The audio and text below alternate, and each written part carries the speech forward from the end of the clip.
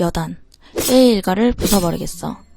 노부나가가 칼을 빼들자 히트맨 루이니는 너희와 싸울 생각이 없다며 함께 세상을 부숴버리자고 합니다. 노부나가는 무슨 소리 하는지 모르겠다며 히트맨을 일격에 끝내버립니다. 츠동키 일당이 샤 일가로 돌아오고 히트맨의 시체를 발견합니다.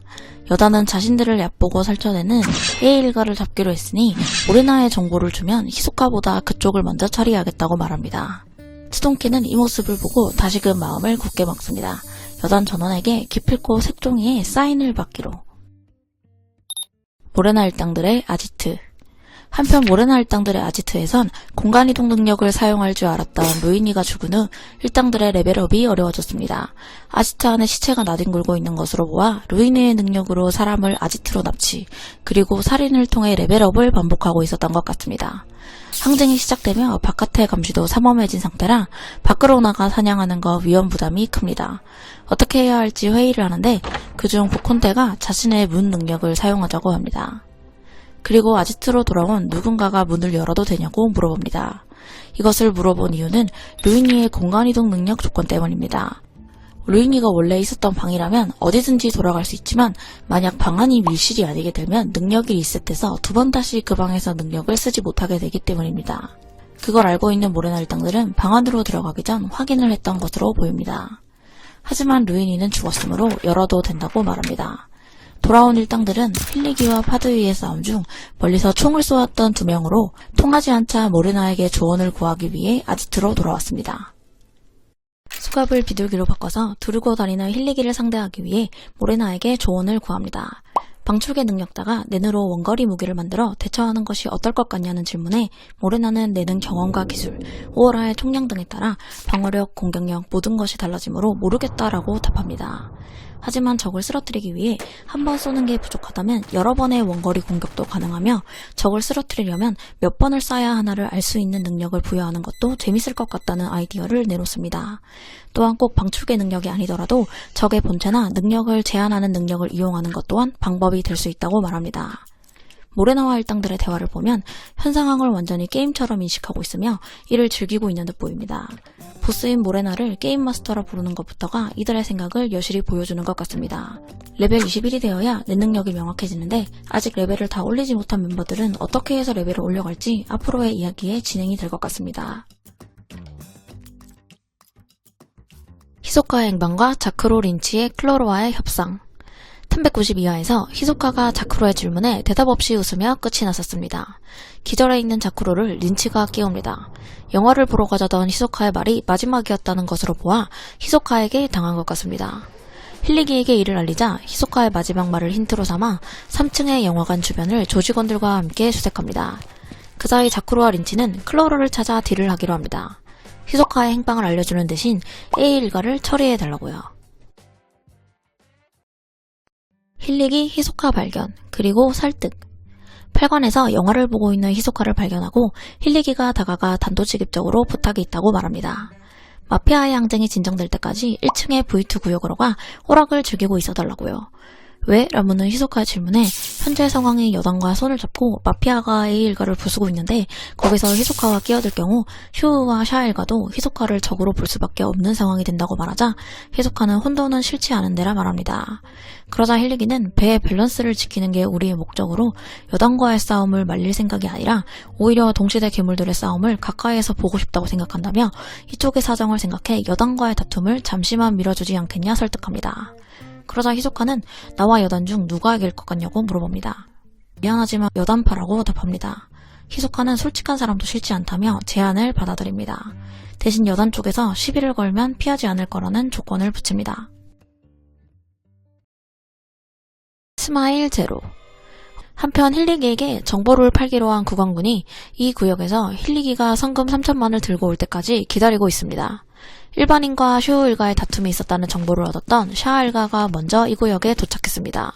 수상한 낌새를 챈 오우케니는 국왕군에게 뭘 꾸미고 있냐고 추궁하자 국왕군은 힐리기와의 이야기를 털어놓습니다. 이야기가 끝나자 부하에게 당장 5천만을 가져오라 제시하고 이 부분에선 슈 일가와 협업하고 있으니 힐리기가 오면 같이 가기로 합니다. 오오케니는 힐리기를 기다리며 국왕군에게 한 가지 제안을 합니다. A일가의 구성원으로 의심되는 인물을 찾을 시 말하라고요. 처리는 우리가 할 테니 목격 증언자가 되어주는 조건으로 500만을 지불하겠다고 합니다. 여기서 군인들에게 목격 증언자가 되어주는 게 조건인 이유는 일반 승객으로 둔갑한 모레나 일당들이 마피아 조직원이 맞다는 군인들의 증언을 통해 사법적인 부분을 원만하게 처리하기 위해서라고 볼 수 있겠습니다. 이에 국왕군은 잔당의 보복에 겁내며 사는 건 싫으니 대신 A일가의 말소가 절대 조건이라 답합니다. 오오케니는 얼굴에 미소를 띠며 한마디도 남김없이 처리할 테니 믿으라고 말합니다. 국왕군은 기겁하며 네 웃는 얼굴을 보면 반드시 죽는다는 이야기가 있다고 말하며 웃지 말라고 합니다. 스마일 제로라 불리며 이는 죽음의 시그널이라는 괴소문이 국왕군들 사이에 퍼져 있는 것 같습니다. A일가 아지트 진입. 국왕군이 안내한 곳은 3층의 1등 객실 중 하나인 3101호입니다. 이 방을 담당했던 작업원이 말하길 이상하게도 화장실에 벽이 없었다고 합니다. 벽 너머에 비밀 공간을 만들고 사용 중이라면 지금 확인했을 때 이를 가리기 위한 벽을 설치했을 것이라는 것인데요. 카킨군이 신고가 있어 객실 조사를 한다고 문을 열라고 하자 안에 있던 노인이 문을 열어줍니다.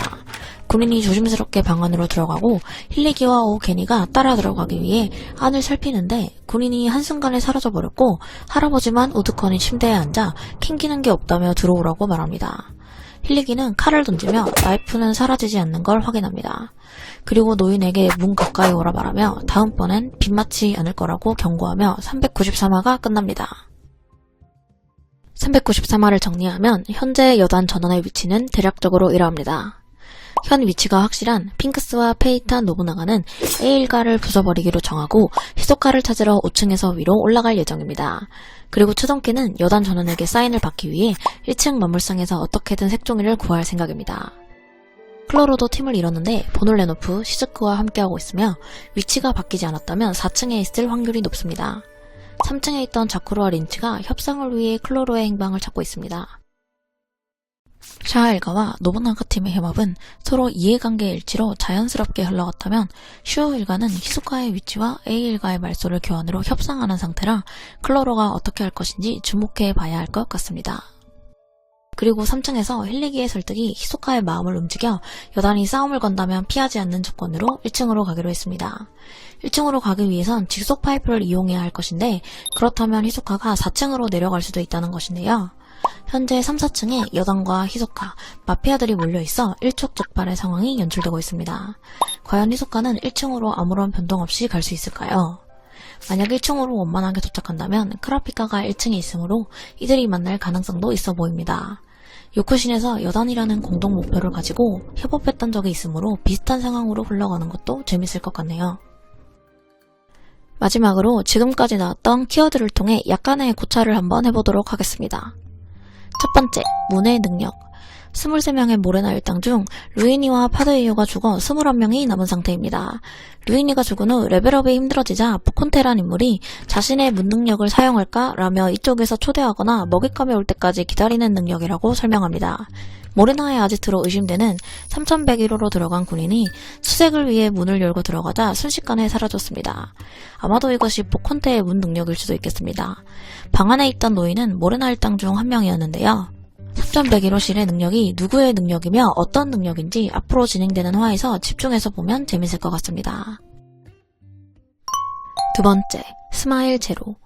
군인이 오오케니의 스마일 제로를 보면 죽는다는 이야기를 하며 웃지 말라고 했었는데 웃음을 본 직후 군인이 사라져버렸습니다. 아직 죽었는지는 알 수 없으나 스마일 제로는 정말 죽음의 시그널일까요? 세 번째, 1층 만물상의 택배 서비스. 현재 블랙1호는 승선 10일차입니다. 저번 편에서 배가 한계역을 넘기 3주 전까지 육지와 배안 출입이 가능하다는 것을 알 수 있었습니다.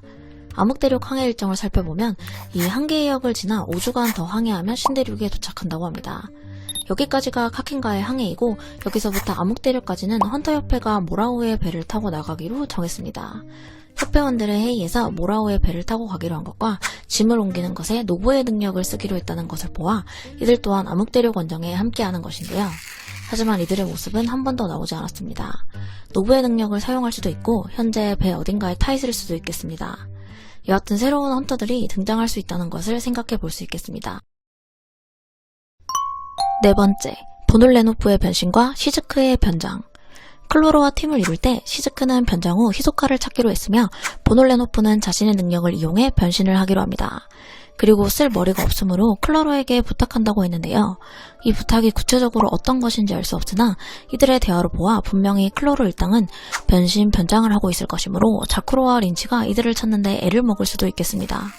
392화에서 자쿠로와 린치가 히소카를 찾으러 다니며 나누는 대화에서도 이를 엿볼 수 있는데요. 마른 사람은 패스하자는 린치의 말에 상대가 어떤 능력을 가지고 있을지 모르니 안 된다고 자쿠로가 말하자 린치가 그렇게 치면 키를 줄이는 능력 같은 걸 가지고 있으면 작전 자체가 무의미하지 않아? 라고 말하는데요. 변장은 키까진 줄일 수 없지만 변신은 키를 줄일 수 있겠습니다.